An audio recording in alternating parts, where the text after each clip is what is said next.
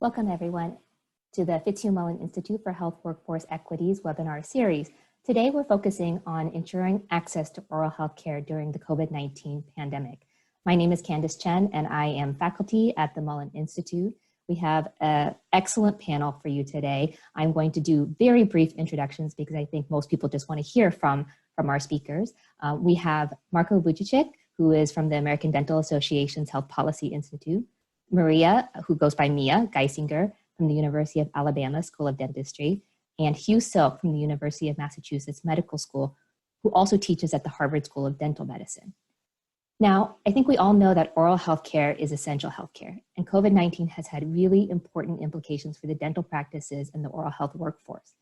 Today with our speakers, we'll be looking at implications, innovations, and policy needs in oral health care during stay-at-home orders, as restrictions are being lifted, and over the long term.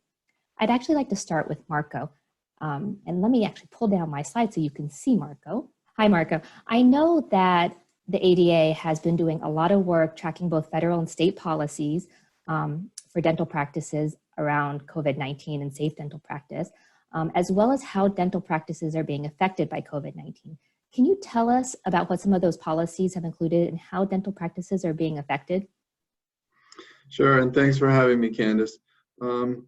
So in mid-March, the ADA and the CDC recommended that dentists delay elective dental care, primarily for two reasons. One was to, again, in the early stages of the pandemic, to try to do everything to kind of help flatten the curve. And maybe more importantly, the second motivation was to preserve PPE for frontline providers. And that kickstarted a pretty quick, rapid, large-scale shutdown of dental practices, right? So our data show that in April, 97% of dental practices in the US were closed for routine or non-urgent care. Thankfully, the majority remained open for emergency cases, because the last thing you want is people having trouble finding a dentist and ending up in the emergency room for dental pain during a pandemic. And the economic hardship was severe. I mean, patient volumes plummeted. Dentists were without earnings for weeks and weeks. The latest jobs data came out last Monday from the BLS. It showed dentistry lost 503,000 jobs in the month of April, by far more, almost double than what physician offices lost. So I think this, the data are clear, and we put in place a biweekly poll, which is, I think, it's been really, really helpful. But I mean, April was devastating. And I think it's an example of a profession kind of taking a proactive, voluntary approach in the early stages of a pandemic to really try to help society. But it has come at grave economic cost. And we can talk a little bit about what we're seeing now, but certainly the data for April show a large-scale shutdown. Thank you, Marko. That sounds dire. And we're definitely going to spend a little bit more time talking about, I think, the implications for the workforce, for dental practices, and for access to oral health care as we move forward from this.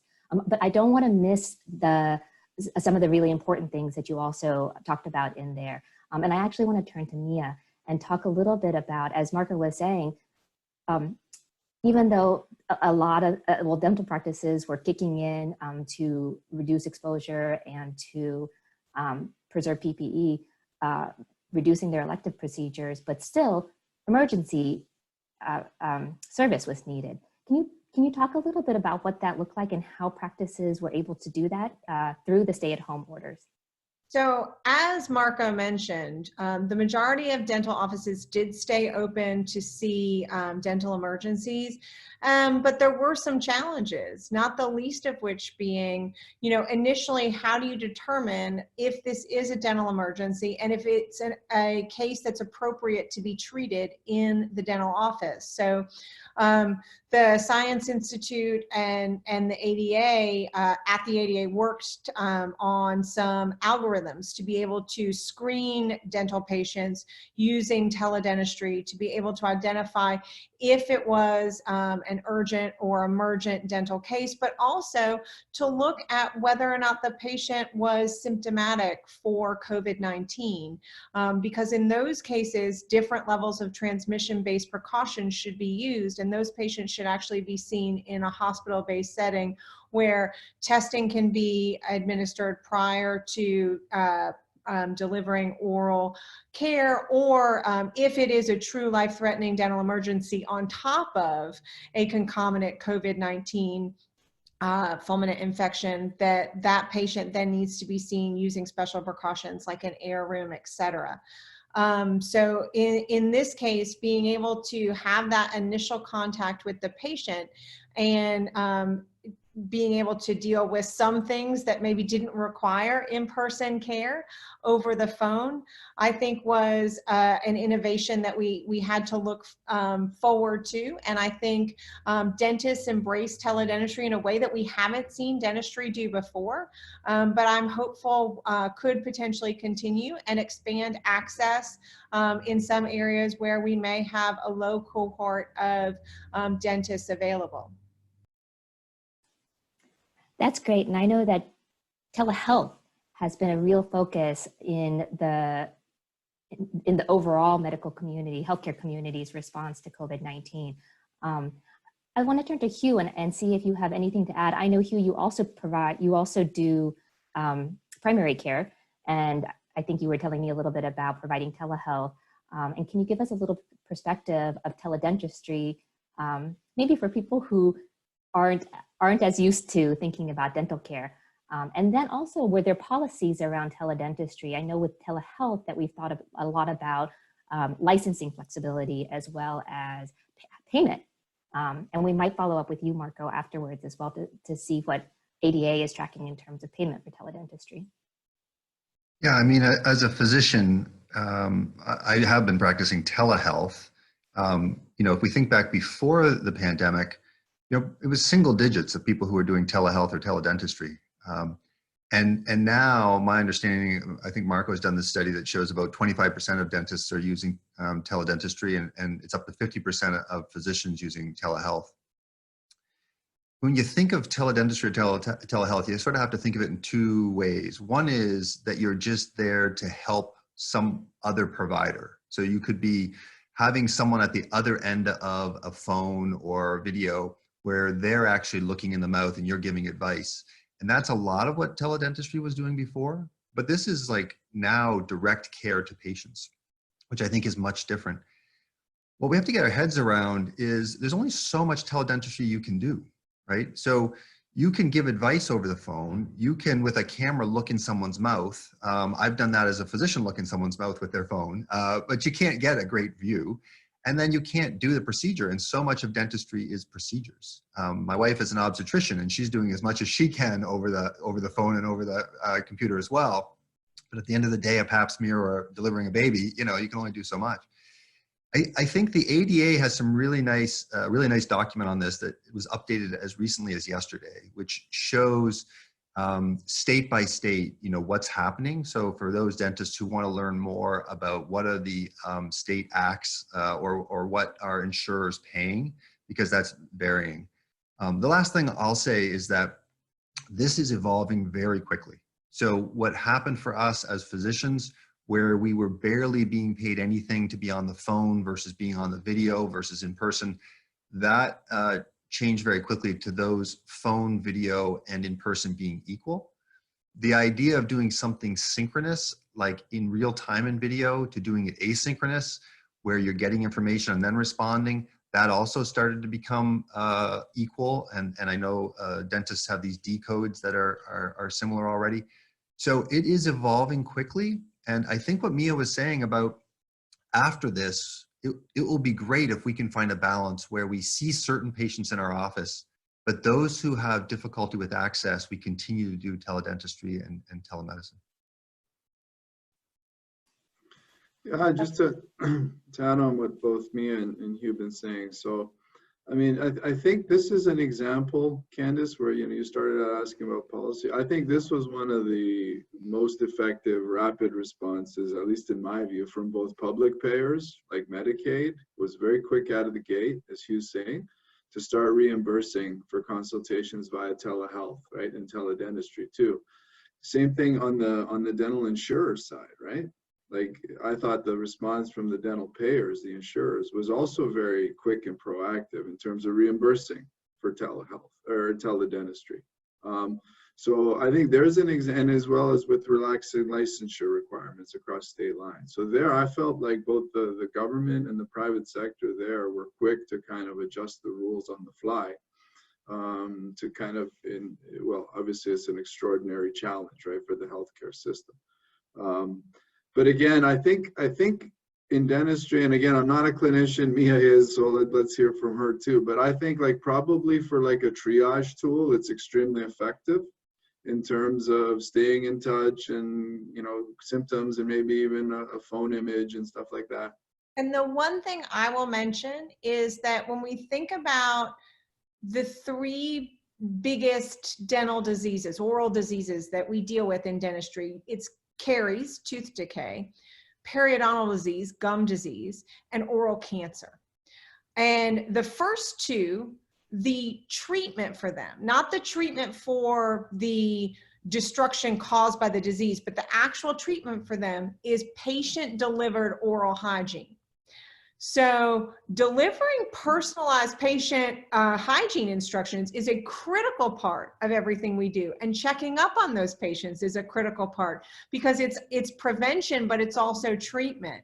And that's something that can be delivered via telehealth, teledentistry in a really effective manner, using reminders, coaching patients in that way. So in addition to being a triage tool, or to use for screening for intraoral lesions, it can also be a coaching tool to think about how are we empowering patients to take the best care that they can from a preventative standpoint of their oral health.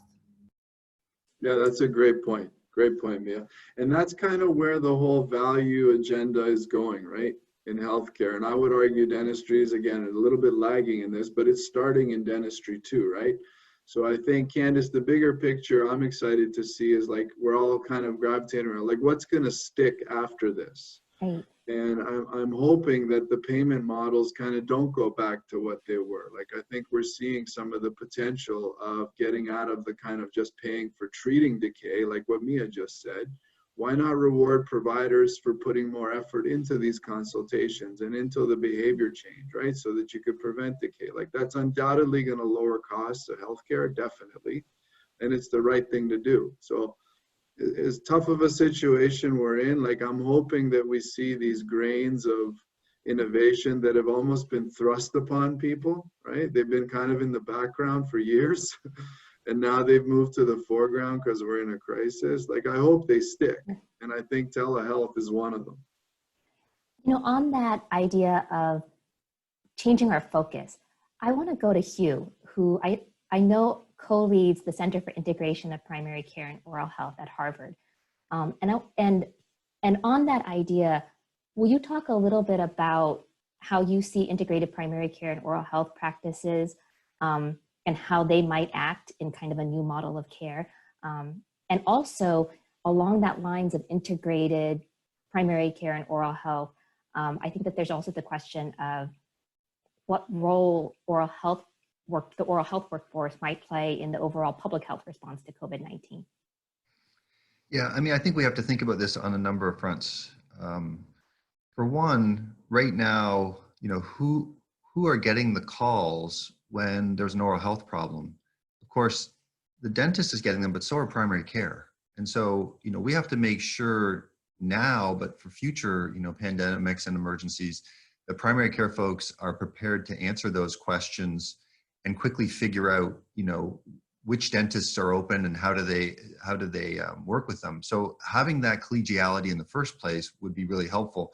One of the things that happened in Massachusetts is there was a website called Dental Cupid that was created by the dental community to sort of tell you which dental offices were open for emergency care. That was like a very quick, brilliant innovation. And then we got that out to the medical folks so they could give advice over the phone and then get people to the right provider. I think we have to think about, again, sort of now and in the future. So Marco's doing this continuous survey of dentists. I think we have to start to ask the questions: what role do you want to play when it comes to integration in the future? And what role do you want to play when it comes to public health? So in order for dental offices to open again, this idea of perhaps point of care testing could be a very important and real tool.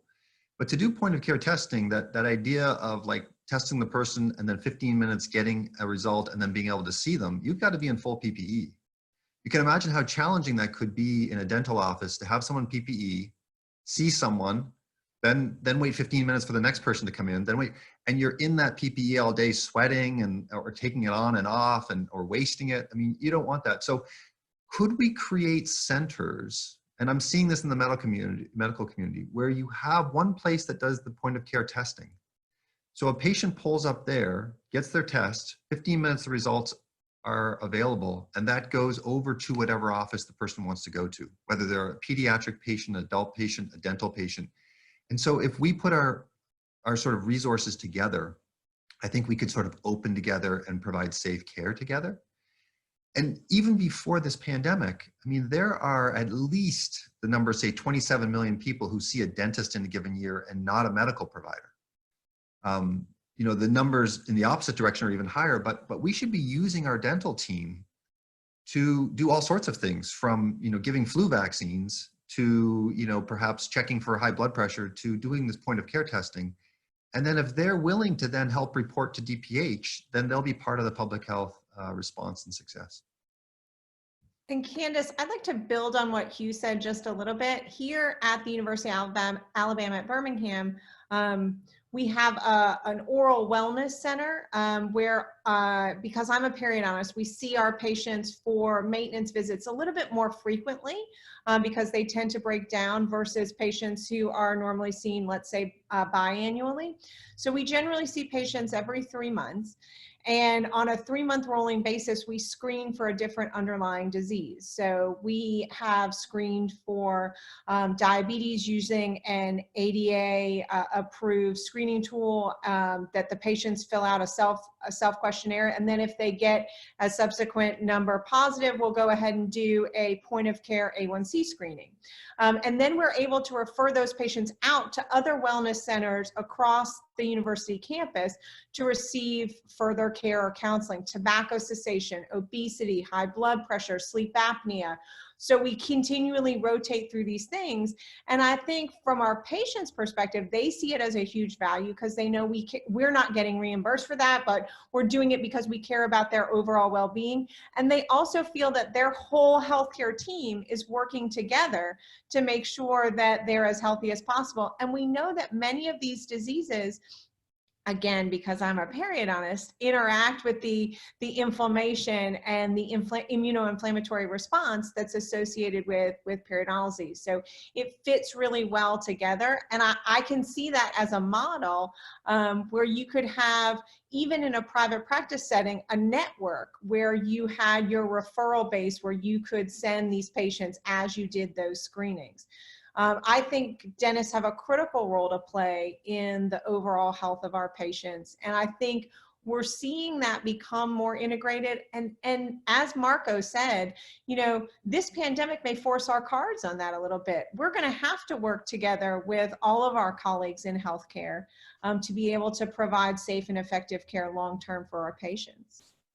That's And great. this is where, yeah, this is where, not to interrupt you, sorry, Candace, but just, I really see this kind of fork in the road emerging for the profession here because of all the issues that Hugh and Mia are raised. And I don't mean to be more of a contrarian, but I mean, there is definitely, we know the linkages between a healthy mouth and the rest of your body and how inflammation is linked, and even studies showing that better mouth health leads to lower healthcare costs for certain populations, right? So we know all that. At the same time, we have such a reinforced silo between dentistry and the rest of healthcare, both in the payment side and the delivery side. Not in dental schools so much, right? So I think the training institutions have probably led in terms of the collaboration. But when you look at dentists, I don't know, Hugh, what percent of them are actually interested in doing what you're talking about, right? Being point of care testers, other than, oh, it'll help me see a patient, right? That's not what you're talking about. You're talking about helping to do the surveillance, right, for the population as a whole, and putting data into tracing systems, right? Contact tracing, etc. And the screening stuff. I mean, the screening for non-communicable diseases in dental offices is atrociously low in terms of taking blood pressures and things like that, right? And look, this is not to blame providers at all. Absolutely not. But the system of payment is really hurting us.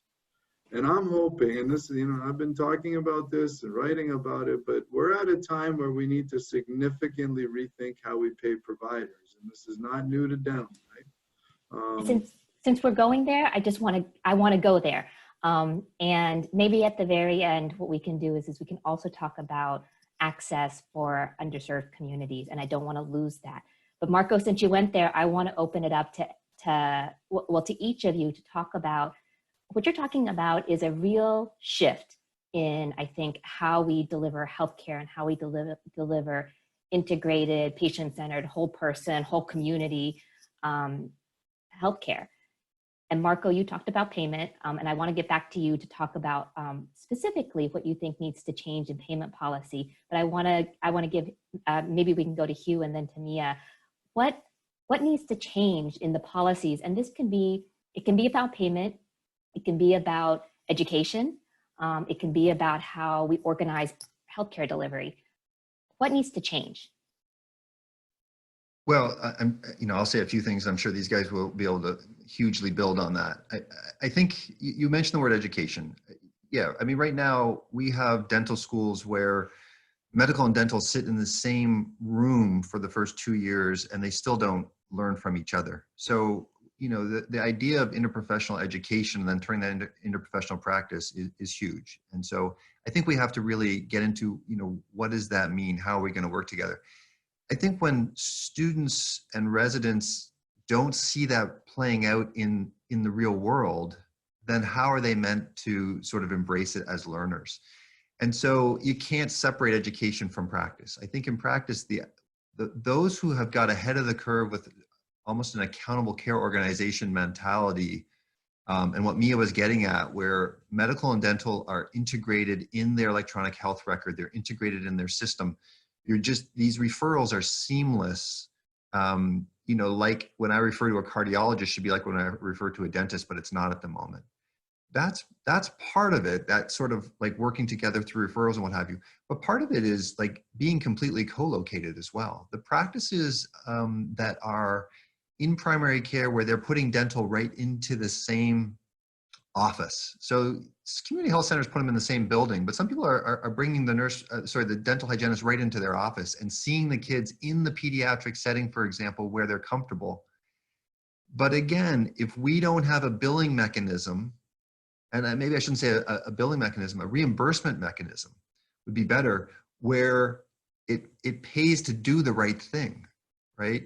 So that we want to see medical and dental work together because we know it's going to affect a person's heart disease, or we know it's going to affect a pregnancy outcome. So that's why we're doing it. And the payment is just a lump sum that we're keeping people healthy in the first place, not here's, $100 for this, $100 for this. I think that will play a big role. I think if we think about, sadly, the next pandemic, I think we probably also have to think about how we're going to work together. This has blown open the idea that if you're a dentist, and as Mia said, there's certain procedures where you need a negative pressure room. Most private practitioners don't have that. But if we were working together and we had like equal access for a surgeon as for a dentist to go to a negative pressure room where you can see your patients, whichever you are, because we're all part of the same system, then dentistry could have continued to some degree during this. But we can't because we're working in our own silos. So I think it's going to be important for regular times. I think it's going to be important for pandemic times. And I'll just build off of what Hugh said there. I think that, and Marco can probably speak to this a lot more than I can, but what I see as a huge roadblock to this type of integration is the fact that in general, dentistry is reimbursed based upon delivery of care versus diagnosis. So we are getting paid for a two-surface amalgam or a quadrant of scaling and root planing, and not that we're caring for this patient with this disease and we're going to do what it takes to make them better. And we seek out the endpoint that best that gets them to the point that is as close to healthy as we can get them, not the intervention. Because now you're incentivizing preventative care. Now you're incentivizing early low stakes intervention versus high stakes intervention at a later time. And I think that when you can change that reimbursement model to a case management reimbursement model with a diagnosis at the forefront, and make the hard part of all healthcare, right, is the diagnosis, properly diagnosing, properly identifying, and then the treatment, you know, that can be doled out to people according to their skill level. And their expertise, but that diagnosis, that's the critical piece, isn't it? And if you put that at the center and put maintaining health at the center, then everything else seems to fall into place. So I fully agree. So Candice, you're asking about absolutely what Mia said.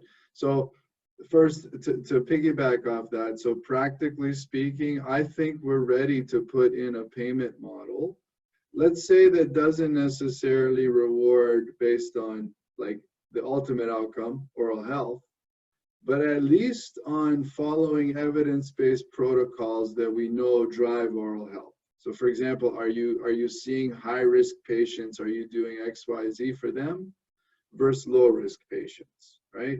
Are you intervening with diabetics in a different way than non-diabetics in Mia's world, right? With periodontal disease, etc. So I think definitely we have the data systems and the evidence for these baby steps. What I don't want to be naive about is the political economy implications here. So when Mia said, right, we want to make the diagnosis, the brain part, the clinical, the cognitive part rewarded, and that's the tough part. And now, you know, let's reward the behavior intervention a bit more to get people brushing and flossing and doing the right things, and maybe the surgery less. What do the surgeons think about that?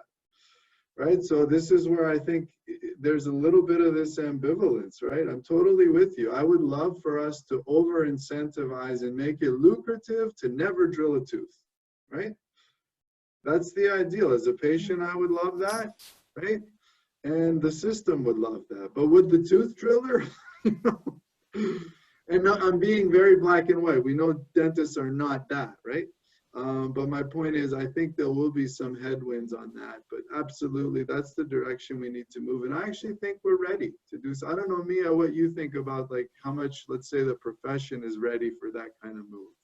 I think that you're absolutely right. There will be headwinds. But I also see dentistry as a profession who championed a public health fluoridation. And I think that your concept of these baby steps, are you doing sealants? Right. So we know that the majority of dentists still aren't doing sealants, despite the overwhelming evidence that they should be done. You know, what are the maintenance protocols for your patient if they have this level of periodontal disease or that level of periodontal disease? You know, what are we doing to fully address caries from a risk assessment standpoint? You know, how much dietary counseling are we doing? How much tobacco cessation are we doing? I'm sure not enough. So those are things that can absolutely be incentivized that could have a huge impact on both oral health and overall health. I have to say, as somebody who follows the primary care payment world and workforce, and everything that you're saying sounds very, very familiar to me. And I think that there are allies to be had out there for how do we move healthcare policy, healthcare organizations forward together. Now, I'm watching our time, and I do have to say, I also recognize that sometimes as we move forward, we forget about certain populations. And I don't want to forget about the underserved populations.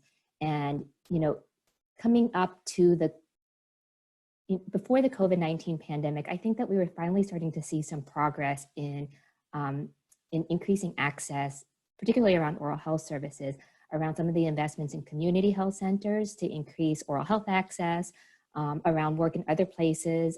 Mia, I know that you've done work looking at, and you're doing work, or you were doing work, providing oral health care to nursing home residents, that you've looked at oral health care access for pregnant women. And we all know that those are going to affect the long-term health outcomes, well, both of the women and of the babies and the children. Can we talk a little bit, you know, Marco, you started off with a very bleak view of what was going on with the oral health workforce.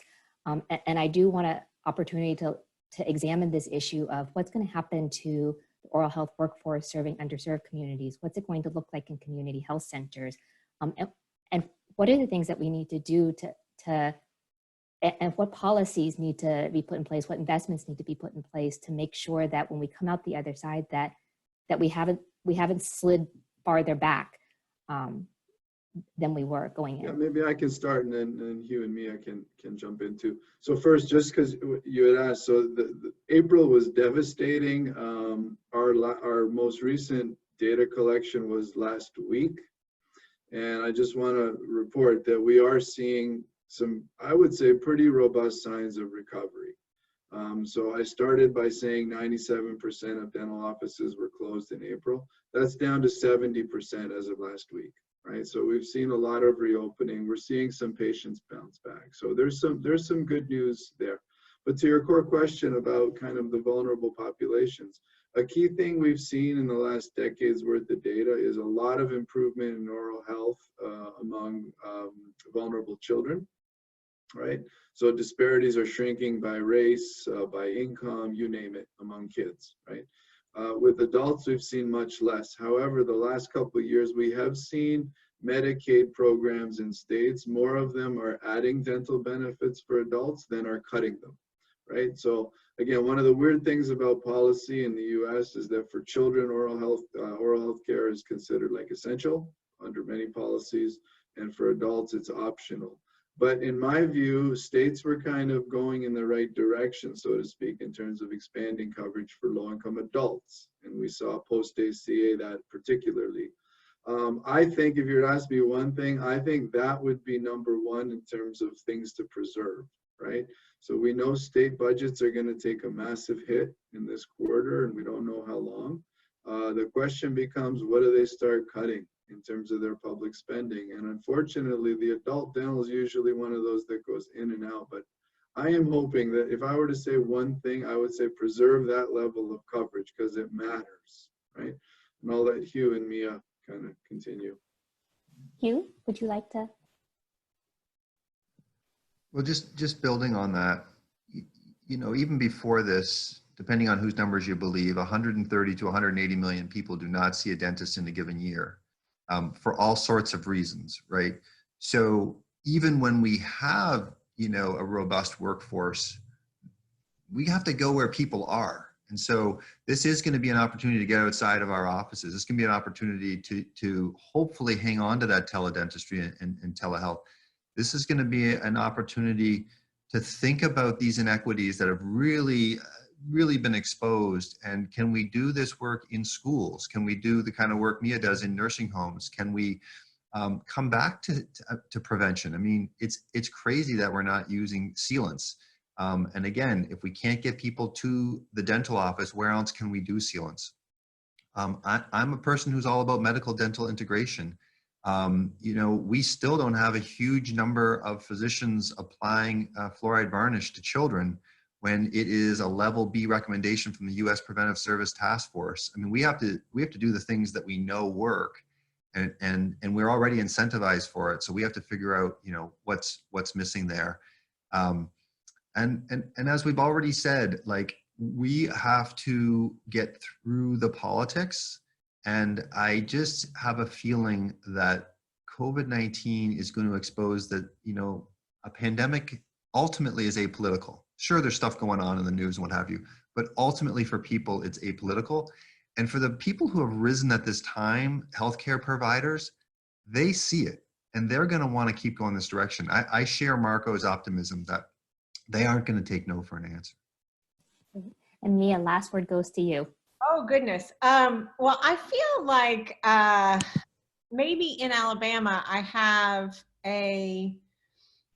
I don't want to say unique because I don't think it's unique, but we have an opportunity. So I live and practice in Birmingham, Alabama, and within an hour's drive, the 3 poorest counties in the United States are located, including one county that has no dentists. So the Black Belt of the United States that runs all the way across Alabama, it's called the Black Belt because the soil is rich and loamy and the people are poor. And it is a natural history study of oral disease.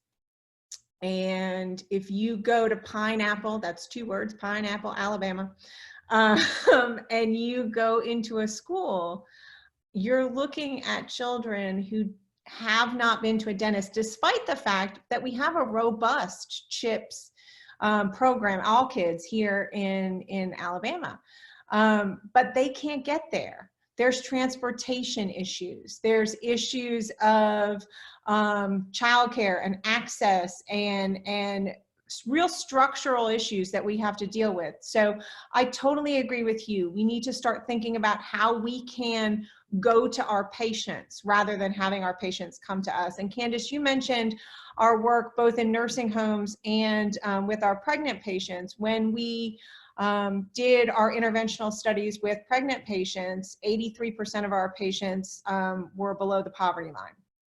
And the way that we got patients to come and see us is we put a dental office, a dental chair, at their OBGYN clinic. And when they went in for their monthly OBGYN check, you stop and see the dentist. And we did our exams, we did our study procedures, and we also were able to treat them in that way. Same thing with the nursing home patients. We go in and we train the nursing assistants to deliver daily oral hygiene in a way that reduces care-resistant behaviors so that we're reinforcing that oral hygiene over time. And we've developed multimedia tools to be able to do that even when we can't do the training one-on-one, and validated those tools. So, you know, it's important to think about who can we deputize to help us on this quest? Who can we partner with to make sure that we have access to the patients who need our care the most? And I think when we think about oral care and we think about the 2 million ER visits a year due to dental emergencies, when we think about the lost hours at work and the lost schooling associated with oral disease, it becomes apparent that it's all of our problems if we're not treating the oral care of those people who are the most vulnerable.